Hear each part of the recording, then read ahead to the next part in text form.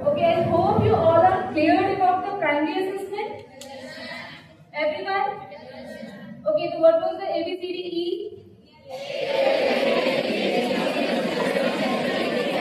ठीक है सबने पढ़ लिया लग रहा है right okay so now the next topic is about the secondary assessment right so whenever we are talking about the secondary assessment you should always remember if you have not completed the primary assessment you can't move forward towards the secondary assessment ठीक है तो आप जब भी clinicals में भी होते हैं if you are facing any trauma condition you should always remember कि आपको पहले ABCDE ये कंप्लीट करना है अपने पेशेंट के right You cannot directly jump into the secondary assessment of your patient.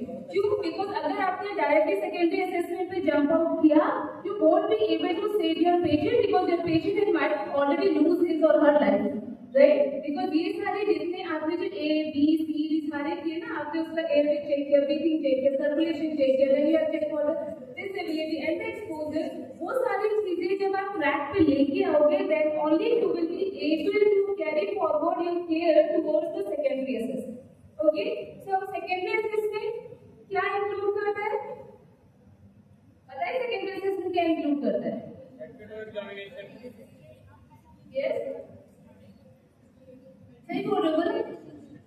सब डिटेल एग्जामिनेशन राइट कुछ तो डिटेल में जाएंगे है ना ओवर तो कर लिया हमने ओवर भी सारा कंप्लीट है राइट ओके तो when you are going to do the secondary assessment तो ये आपका जो ABCDE है ना उसके बाद कुछ और है क्या आता है अल्फाबेट क्या आता है FGHI बस यहीं तक है हमारा सेकेंडरी ठीक है सबको अल्फाबेट भी आता है very good right okay so now the first alphabet is F. Your F stands for complete or full vital sign. Your vital sign does not include only vital sign. We will be discussing. Okay. So जो आपका F है, it completes the full vital sign. Then G. G stands for give comfort. You have to provide comfort to your patient. Okay. Then H. H stands for history. The history में आप brief history collect करते हैं and you are collecting the ample history. Right? Okay, done. Then I. I stands for intervention, right? आपके ये सारे assessment के base पे whatever you find out for your patient, क्या condition है, क्या आगे further treatment हम कर सकते हैं, that we are going to decide upon. ठीक है? So now we are going to start with the vital sign. ठीक है? Then vital sign में आप क्या सबसे पहले check करते हो? Temperature, pulse, respiration. SpO2 conducting है then the blood pressure ठीक है pain right तो यहाँ पे आप ये सारी चीजें चेक करें automatically when you are performing the primary assessment for your patient when you are doing all those intervention for your patient automatically आपने अपने patient को किस पे लगा रखा है monitor पे right because of course trauma area में आपके पास monitors होते हैं so you have to connect your patient with the monitors and you have to continuously assess your patient condition regarding the pulse, temperature, and yes, हाँ, सब pulse check करते हैं, BP भी check करते हैं, SpO2 भी check करते हैं, as ma'am has also told you कि आपके लिए बहुत important है that you have to provide oxygen to your patient, right? आप वो भी connect करते हो, हर चीज पे focus होता है, सबसे negative part कौन सा होता है? पेन तो उनका टूटा फूटा आया आपको ऑटोमेटिक पेन पे तो फोकस रहेगा ही रहेगा वार्ड में पेशेंट का पेन गायब हो जाता है ना बट ट्रॉमा में तो है और ऑक्सीजन आपने कर लिया focus you have provided the oxygenation to your patient vital cell में भी मैंने जितने सारे बोले उसमें कुछ लिस्ट नहीं लगा उसमें बीपी भी कर लिया हमने तो बीपी तो आपने ऑलरेडी बीपी कप लगा के रखा है तुम बसते रहेगा आपका मॉनिटर वो भी मॉनिटर में लगा दे तब मिलेगा वो भी पल्स मिल रहा है मॉनिटर पे है ना आपका बीपी भी मॉनिटर पे मिल रहा है रेस्पिरेशन भी मिल रहा है SpO2 भी मिल रहा है टेम्परेचर बहुत कॉमन है आप चेक करोगे जब भी आप ट्रॉमा एरियाज में होते हो temperature is one of the most neglected part right लेकिन आप अपने पेशेंट के टेम्परेचर के बेस पे ये डिसाइड कर सकते हो कि आप ओवरऑल जो सारी चीजें उसका इंटरवेंशन कर रहे हो इधर इट इज इफेक्टिव और not If your patient body temperature keep on dropping, it means कि there is a need of some additional care. अभी हमने जितने फ्लूइड्स की बात की थी, राइट, मैंने आपको बताया ना सारे क्रिस्टलॉइड देने हैं, आपको अगर कुछ नहीं भी अगर at least you can give the NS, बहुत सारे फ्लूइड्स है, राइट, बट आप हमेशा फ्लूइड कैसा देते हो? नहीं, वो तो फ्लूइड का टाइप हो गया ना, कौन सा फ्लूइड एडमिनिस्टर कर रहे हो आप जब किसी भी पेशेंट को फ्लूइड एडमिनिस्टर करते हो in trauma situation, what you have to keep in your mind, क्या आप कहीं से वो बॉटल या बैग जो आपका फ्लूइड है वो ले जाके पेशेंट को ट्रांसफ्यूज करते हो? नहीं करते। क्यों? बिकॉज अगर वो फ्लूइड, ऐसे देखिए बहुत सारे हॉस्पिटल्स में ना आपको जो इन्वेंट्री के एरियाज होते हैं जहाँ पे आपका वो पर्टिकुलर कवर और वो सब होता है जिसमें सारे फ्लूइड्स रखे होते हैं, वो वेंट के नीचे होता है, किसी का वेंट और इन सारे जगह पे कभी नोटिस किया फ्लूइड बहुत ठंडे होते हैं। If suppose you have administered that type of fluid to your patient in trauma condition, आपका पेशेंट हाइपोथर्मिया में चला जाएगा, ऑटोमेटिक बॉडी में तो ब्लड वैसे भी कम हो रहा था because of the trauma, body को वैसे भी बहुत रिवर्स मैकेनिज्म यूज करना पड़ रहा है, जितना ऑक्सीजन और बहुत सारी चीजें वो तो ऐसे भी एक्स्ट्रा यूज कर ही रहा है क्योंकि बॉडी के पास है नहीं अभी जितना रिक्वायर्ड अमाउंट चाहिए था, वहां पे आपने ले जाके कोल्ड फ्लूइड दे दिया, लो भैया सोने पे सुहागा हो चुका है और ठंड लगी, शिवरिंग स्टार्ट हो गया और ज्यादा ऑक्सीजन कंजम्पशन हो गया क्योंकि हमारी बॉडी ने रिवर्स मैकेनिज्म स्टार्ट किया and the body wanted to make the body warm, जितना ज्यादा गर्म करने की कोशिश करेगा पेशेंट का कंडीशन और डिटोरिएट हो जाएगा, right. So in that condition you should not neglect the temperature as well, आपको उसका भी ध्यान रखना है बिकॉज आप सारी चीजें कर रहे हो बट ये छोटी छोटी सी चीजें if you will skip might भी आपका सारा एफर्ट वेस्ट हो सकता है, right? So you have to take care कि आप जब भी vital sign assess करते हो, please do assess each and everything because हम usually क्या करते हैं, ठीक लग रहा है, टेम्परेचर तो ठीक है ना, लिख देते हैं 97, ठीक ही होगा, right? हम बहुत रेयर कहीं जाके पेशेंट का टेम्परेचर चेक करते हैं until unless we don't feel that yet हमें लिख के नहीं दिया है कि फेब्राइल पेशेंट है and you have to monitor the temperature, right? तो ये आपको trauma condition में भी याद रखना है that you have to focus on the patient temperature, no doubtedly हर समय आप उसको थर्मोमीटर लगा के चेक नहीं कर सकते because yes it's a trauma condition, आपके जितना भी फोकस है you have to put it, but yes at least ये जो टच करते हो ना उस टाइम पे ये फोकस करना कि बॉडी वार्म लग रही है या कोल्ड लग रही है या बहुत ज्यादा गर्म है, क्या है, you have to focus on that also क्योंकि उसके हिसाब से आपको अपना मैनेजमेंट चेंज करना पड़ेगा, right. Okay, along with that आप सारे बाकी सारे वाइटल साइंस मॉनिटर करें, along with that you have to assess the ECG also, right. आपको ईसीजी भी एसेस करना है अपने पेशेंट का, no doubtly as a nurse और नर्सिंग फैकल्टी से हमें बहुत ज्यादा ईसीजी देखना नहीं है, राइट, कोई प्रॉब्लम नहीं है, एटलीस्ट आपका जो ईसीजी का मशीन है ना, अगर आपने पेशेंट को कार्डियक मॉनिटर में लगाया तो भी ईसीजी लेकर आएगा, in such condition you have to take the true ECG for your patient, आपसे मॉनिटर किस पे लिए जाते हैं, मॉनिटर के बेस पे डिसीजंस लिए जाते हैं, राइट, ऑन द स्पॉट क्या करना है पेशेंट के लिए, बट यस आपका पेशेंट स्टेबलाइज हो गया है उसके बाद at least you have to take the true ECG for your patient, right. आप अगर ईसीजी निकालोगे ना यू कैन सी जैसे ही देखते हैं हम क्या करते हैं, अच्छा सर ईसीजी हो गया ये नीचे एक बार में नहीं देखिए, फिर डॉक्टर उसको बोलते हैं आप ईसीजी निकालो तो दूसरा भी ट्रॉमा का पेशेंट है मैं देखता हूँ, राइट, आप क्या करते हैं ईसीजी निकालते हो पेशेंट के साइड पे रख देते हो, right, at least have a look on that ECG paper, क्या उसमें नॉर्मल रिदम दिख भी रहे, क्या पीक्यूआरएस कॉम्प्लेक्स कंप्लीट दिखाई दे रहा है, नहीं दे रहा है, क्या हो रहा है, right, then you have to try to identify, कुछ भी नहीं ना तो देखो ऊपर कॉर्नर में लिखा रहता है नॉर्मल ईसीजी या एबनॉर्मल ईसीजी, एटलीस्ट इतना देख के यू शुड रिमेंबर कि अभी मेरे पेशेंट के according I can not simply take the ECG and keep it in the file, मैं सिर्फ लेके फाइल में नहीं रख सकता, I have to show it to the doctor, तो जैसे ही निकाला please show it to the doctor अगर खुद को नहीं भी समझ में आता है, ठीक है, clear everyone, okay. Then next is about the MSU sample and urine analysis, MSU क्या है, it is mid stream urine, where आपको अगर पेशेंट का ऐसा कोई प्रॉब्लम वाला पेशेंट है जो मूवेबल है तो आप उनको वो एजुकेट कर सकते हैं, नहीं तो इन दैट केस तो you have to put a catheter and then you have to take the sample, right. Okay, then monitor the blood glucose level, ठीक है, ब्लड ग्लूकोज लेवल आपको भी पता है हाई है कम है, मतलब हाइपोग्लाइसेमिया है हाइपरग्लाइसेमिया क्या कंडीशन है, whatever the condition was there you have to find out and you have to tell to your doctor, right, क्योंकि आपको शुगर मैनेजमेंट भी करना पड़ेगा, right. Okay, then you have to take the blood sample, आप अपने patient का blood sample जितने भी सैंपल होते हैं ना, सीडीसी, एलएफटी, आरएफटी, जिसमें आपका ऑलरेडी इलेक्ट्रोलाइट आ गया है, कार्डियक एंजाइम, ये सारे के सारे ब्लड सैंपल आप पहले भेजते हो। आप उस टाइम पे सिर्फ एक सैंपल लेने के लिए वेट नहीं करते हो, right? You are taking all the samples and you send it at the time, because उसके लिए आपका फर्दर जो भी मैनेजमेंट या इंटरवेंशन आप प्लान करोगे उसके लिए इसका रिक्वायरमेंट है, right? So when you are taking the sample, please don't take a single और ऐसा सिर्फ एक सैंपल सीडीसी के लिए ले, just take the sample for each and every test. In case if it was not required, कोई बात नहीं, बट एटलीस्ट आपको दोबारा पेशेंट को ब्रेक नहीं करना पड़ेगा। एंड ट्रॉमा कंडीशन में वैसे भी it's become very difficult to break your patient multiple time. Sometime injury इतनी ज्यादा होती है कि वो फाइंड आउट करना भी बहुत डिफिकल्ट होता है, राइट?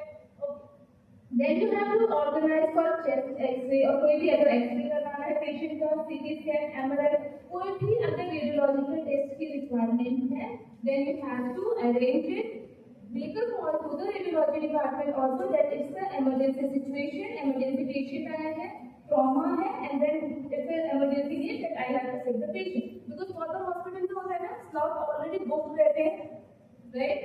आपके वार्ड के पेशेंट के लिए बुक रहते हैं, ओपीडी के पेशेंट के लिए बुक रहते हैं, बहुत सारे ऐसे रहते हैं, राइट? उनका भी एक प्लान है, right? So in such situations you have to make a call to the radiology department कि emergency patient है, trauma patient है, ये condition है, and we need to shift the patient to the radiology department as soon as possible. Clear everyone? Right? तो आप जब भी अगर आप trauma यूनिट में काम कर रहे हो, emergency यूनिट में काम कर रहे हो, तो ये सारी चीजें आपको पता होनी चाहिए कि फटाफट जैसे पेशेंट आया, ABCD हो चुका है आपका, राइट? अब उसके बाद से जब आपने ये सारा मैनेजमेंट होने के बाद में फटाफट अपने पेशेंट को मॉनिटर पे अटैच किया, सारे ब्लड सैंपल लिए, यूरिन सैंपल लिया, जो भी टेस्ट के लिए बोले फटाफट ऑर्डर डाला, ठीक है? इसके लिए आपको बहुत ज्यादा वेट नहीं करना है। And additionally most of the time maximum hospital में, I don't know about your hospital protocols, but yes आपको ज्यादा पता होगा, बट इमरजेंसी यूनिट में सम ऑफ दीज टेस्ट और ये सारी चीज के लिए नर्सेज को भी अलाउ होता है कि आप ये सारी चीजें कर सकते हो, राइट? क्या फटाफट कर लो, जस्ट डॉक्टर से आपको एक बार वेरीफाई करना है कि आप ये सारे भेज दूं, ये टेस्ट ऑर्डर किया है, करना है नहीं करना है, व्हाटएवर इट इज, तो जब तक आप करवाओगे तो आपको चांस तो लगेगा नहीं पेशेंट, राइट? तो अगर आपकी क्रिटिकल थिंकिंग है इतनी, please use that, right? Because secondary assessment में हर जगह आपकी क्रिटिकल थिंकिंग वर्क करती है कि आप कितना क्रिटिकली थिंक कर रहे हो about your patient condition and how you are going to just use your critical thinking for the patient assessment in here, right? Okay, done. So we are done with the F. Then G. G stands for give comfort, right? Comfort हम सोचते हैं क्या होता है? हाँ?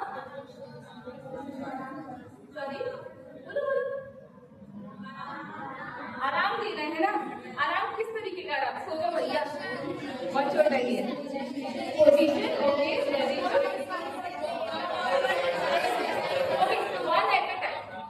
जज नहीं कर रहे, हम जस्ट काउंट करेंगे इसमें हम कितना कर पाए हैं, कैसे देखेंगे, ठीक है? सबसे पहले पोजीशन देना, ठीक है? और कंफर्ट मैट्रेस, अच्छा कोई भी कंफर्ट डिवाइसेस यूज कर सकते हो, ठीक है?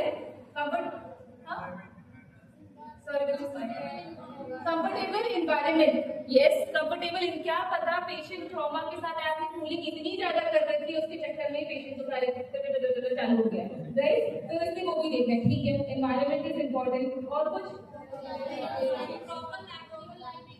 प्रॉपर लाइटिंग, हाँ ठीक है, ऐसा नहीं कि पेशेंट के एकदम आईज के सामने ये वाली लाइट और आंखों में चुभ रही है ना, तो पेशेंट चाहते भी कॉन्शियस होने का मन नहीं करेगा, है ना? आपको ventilation, okay, done.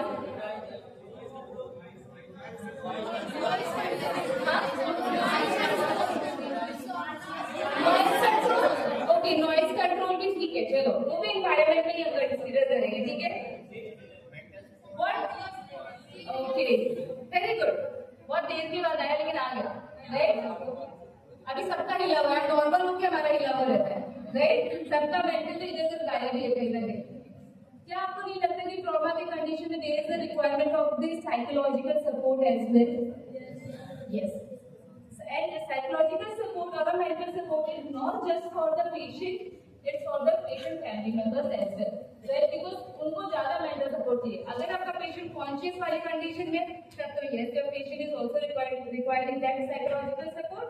Suppose if आपका patient unconscious है, might be उनके जो attendant relatives बाहर खड़े होंगे ना, वो इतना chaos कर रहे होंगे कि आपको आधा काम ऐसे ही करने देंगे. क्या देखे दो क्या कर रहे हो, मेरे पेशेंट को मार दिया, मैं तो बचाने के लिए लाया था, है ना, बड़ा सारा और होता है। तो उस टाइम पे फ्रॉम द टीम ओनली, जो आपकी जो हिस्ट्री टीम होती है, from that group someone have to go there and make them like calm also, and you also have to provide counseling to them also, right? उनको भी एक comfort देना बहुत जरूरी है, otherwise वो आपको आपके पेशेंट का सारा काम करने नहीं देंगे, right? So you have to provide that comfort to them also. Comfort also takes that you can say that patient आपका मतलब कितना पेन में है, right? You have to assess that also, because already some मतलब ना orders already emergency department में रहते हैं कि if the patient is in pen आप ये पर्टिकुलर इंजेक्शन उनको दे सकते हैं, राइट? तो इमरजेंसी डिपार्टमेंट में ऐसे कुछ स्टैंडिंग ऑर्डर्स होते हैं, right? So if you are analysing your patient that the patient is having a severe pain, so in that case आप वो कुछ एनाल्जेसिक्स भी पेशेंट को एडमिनिस्टर कर सकते हो, right? So you have to provide the psychological, physical all type of comfort to your patient, which physical में भी आपके सारे पॉइंट्स आ जाएंगे जो आपको बोली बताया है। कुछ कंफर्ट डिवाइसेस यूज करो, पोजीशनिंग दो, दिस टेम्परेचर, लाइट, सारी चीजें आप वो सारी चीजें उस कंफर्ट में ऐड ऑन कर सकते हो, right? And additionally you have to take care of the patient family members as well. क्यों?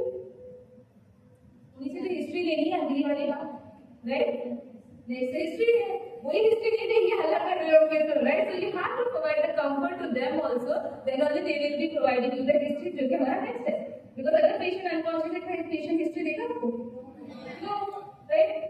अब वही आपके सेकेंडरी सोर्स है फॉर टेकिंग द हिस्ट्री, तो पहले उनको काम करो, कंफर्ट प्रोवाइड करो, then only go and take the history, otherwise वो भी चिल्लाने ही वाले हैं, ठीक है? Okay, so the next part is about the history. तो आप जब भी ब्रीफ हिस्ट्री कलेक्ट करते हो, that time you have to just take all the history from the family members, or if possible from the patient अगर conscious है तो, right? अगर patient conscious है, please try to take the history from the patient only, try के आपके patient हो जाए हमेशा। अगर patient नहीं है conscious, or might be the patient was not in that state, होता है ना कि बहुत सारे patient ट्रॉमा में जब आते हैं वो कॉन्शियस होते हैं, but in that traumatic situation वो ऐसे होते हैं कि वो बहुत ब्लंट हो रहे होते हैं, वो आपको कुछ नहीं बता पाएंगे, right? So if the situation was like that, in that case there is a need of taking the history from the relatives, right? Okay,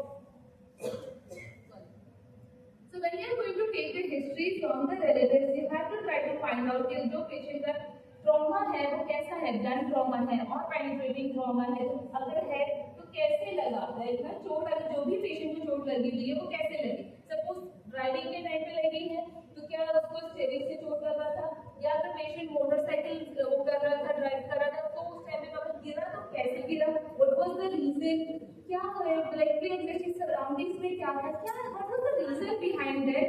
अगर ब्लड ट्रॉमा है तो किस चीज से लगा? समटाइम्स ऐसा होता है ना कि देखो फुटबॉल और ये वॉलीबॉल वाले जो प्लेयर्स होते हैं, वो अगर वो एडमिट होंगे तो भी वो ट्रॉमा में आएंगे अगर वो बेहोश है तो, राइट? बट उनको trauma most of the time किससे होता है? उनका जो बॉल होता है उससे, समटाइम्स डायरेक्टली वो चेस्ट को हिट करता है, थाइस को हिट करता है, पेल्विक रीजन को हिट करता है, राइट? तो वैसी कंडीशन में भी पेशेंट को ट्रॉमा होता है, right? So you should ask the relative और the person who are taking the patient to the hospital कि अगर जो पेशेंट को ट्रॉमा हुआ है कैसे हुआ, राइट? और वो क्या ब्लंट ट्रॉमा है और पेनिट्रेटिंग ट्रॉमा है, ऑटोमेटिकली आपको देख के भी समझ में आ जाएगा कि ब्लंट है या पेनिट्रेटिंग है, राइट? बिकॉज पेनिट्रेटिंग में फिर भी आपके पास ये एक ऑप्शन होता है समझने का कि ठीक है, पेनिट्रेट होकर चीजें अगर गई है तो कौन कौन सा ऑर्गन उससे इफेक्टिव हुआ होगा, right? Still we are getting some idea, but blood trauma में सारी इंजरीज इंटरनल होती है, right? You have to act very fast at that time. क्यों? क्योंकि अब इंटरनल सारी इंजरीज है, इफ अगर इंटरनल ब्लीडिंग स्टार्ट हो गई, it's become very difficult for you to save your patient, right? Because internal bleeding नहीं रुकती है जल्दी, right? So you have to be very quick while you are taking this history, तो इसलिए हम इसको ब्रीफ हिस्ट्री बोलते हैं, राइट? देन द नेक्स्ट जब आप हिस्ट्री भी लेते हो उस टाइम पे you have to go for the ample history. Ample history क्या इंक्लूड करता है? कुछ आइडिया है? No idea? Ample history includes, A stands for allergies। तो आप जब भी किसी पेशेंट का हिस्ट्री कलेक्ट कर रहे होंगे, you have to ask the caregiver कि क्या पेशेंट को किसी भी फूड आइटम से या किसी भी मेडिकेशन से या किसी भी चीज से क्या कोई एलर्जी है? रीजन पता है क्यों जानना है एलर्जी? क्योंकि आपका इंटरवेंशन जो आप प्लान कर रहे हो ऐसा ना हो कि जो इंटरवेंशन में जो चीजें हैं that already patient was allergic from that, right? तो इसलिए आपको पेशेंट का एलर्जी जानना होता है। A stands for allergy, then M, then medication. क्या पेशेंट ने कोई मेडिकेशन लिया था ये कंडीशन होने से पहले? क्योंकि हो सकता है ना, might be the patient was a neuro patient और क्या पता पेशेंट कार्डियक पेशेंट है, सडन बीपी का मेडिकेशन या बीपी फॉल होने की वजह से ये इंजरी कॉज हुई है। क्या पता आपके पास जो पेशेंट है वो फॉल की वजह से आया है, राइट? फॉल है, आपने बोला कि जी अचानक से कैसे गिर गए, घर में कैसे गिर गए, सीढ़ियों से कैसे गिर गए, राइट? उससे जस्ट थोड़ी देर पहले आपके पेशेंट ने बीपी का मेडिकेशन लिया था जिसकी वजह से सडन बीपी ड्रॉप हुआ और आपका पेशेंट को गिडनेस हुआ, पेशेंट फेंट हुआ और पेशेंट फेंट होने की वजह से सीढ़ियों से गिर गए, राइट? हो सकता है कोई न्यूरो वाला पेशेंट है जिसको सीजर अटैक्स आते हो, राइट? उसमें भी हो सकता है क्या पता पेशेंट ने अपनी मेडिकेशन स्किप कर दी हो, राइट? जिसकी वजह से पेशेंट को फिट्स आए and patient was fail, right? तो इसलिए आपको मेडिकेशन जानना जरूरी है। क्या पेशेंट ऑलरेडी कोई मेडिकेशन लेता है पास? अगर लेता है तो क्या, और क्या आने से पहले या फिर इस कंडीशन को होने से पहले उसने वो मेडिकेशन लिया था या नहीं लिया, राइट? क्लियर है आपके बात? पीछे ठीक है, okay.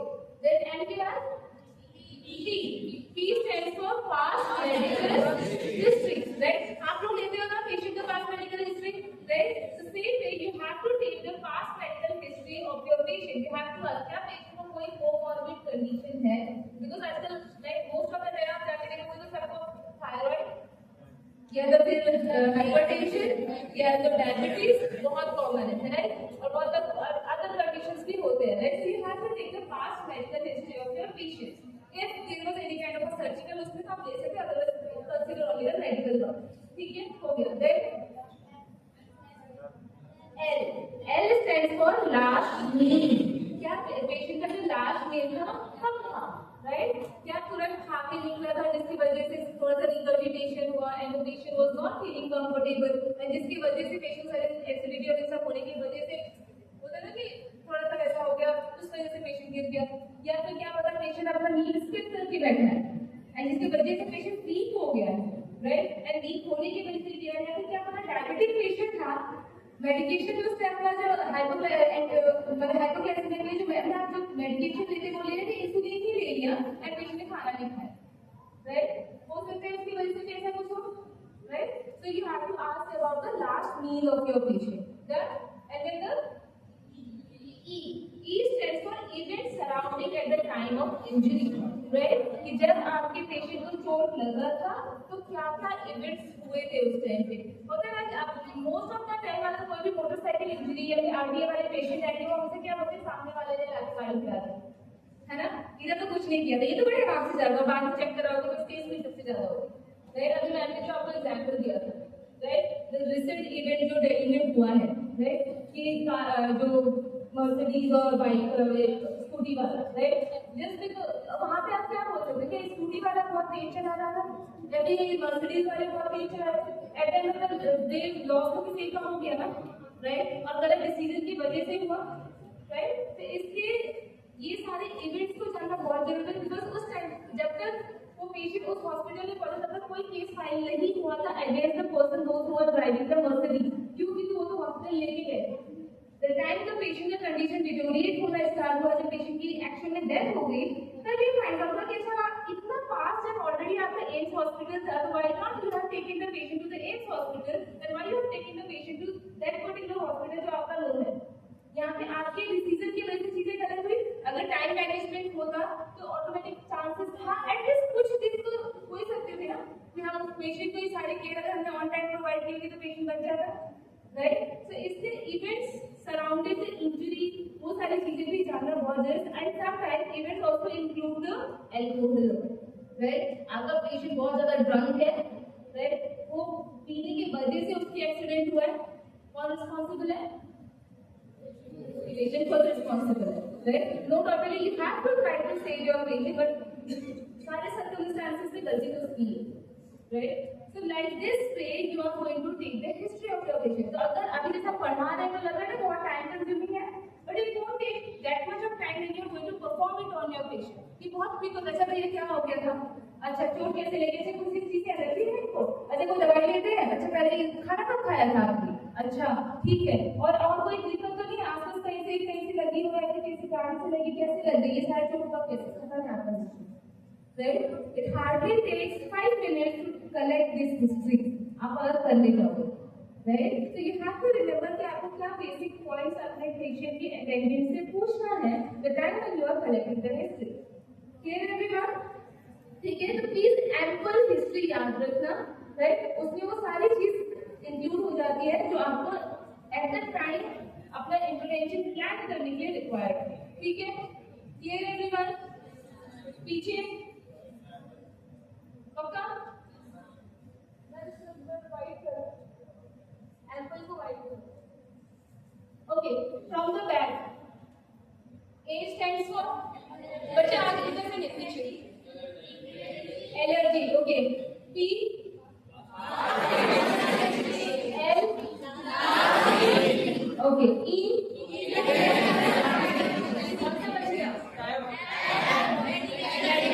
Okay, good, very okay. तो नाउ लास्ट आपका आ रहा है क्या? क्या बन गया आपसे? E F G हम आइकन थे ना, आई से शुरू हुए, बाकी तो मैंने कर लिया था, राइट? अब हमारा बच गया आई, राइट?